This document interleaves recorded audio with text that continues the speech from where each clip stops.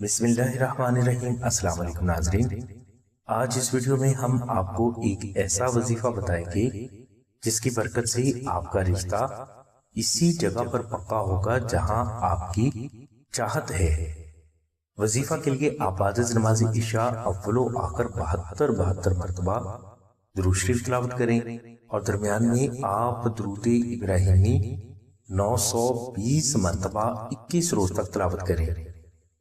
انشاءاللہ درود ابراہیمی کی اس وظیفہ کی برکت سے اللہ تبارک و تعالیٰ کی ذات آپ کو بہت اچھا رشتہ حضور نبی کریم صلی اللہ علیہ وسلم کے صدقے میں جلد عطا فرمائیں گے۔ ناظرین، اگر کوئی بہن کسی وجہ سے رشتہ پکا ہونے کا یہ وظیفہ نہ کر سکے تو اسے چاہیے کہ وہ نقش اسم اعظم کو اپنے گھر میں کسی پاک جگہ پر رکھے۔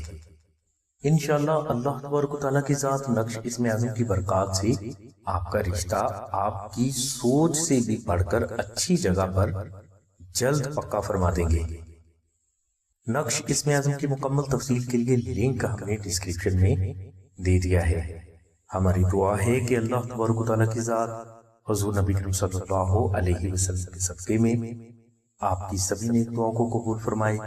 آمین ثم آمین یا رب العالمین۔ الحمدللہ رب العالمین۔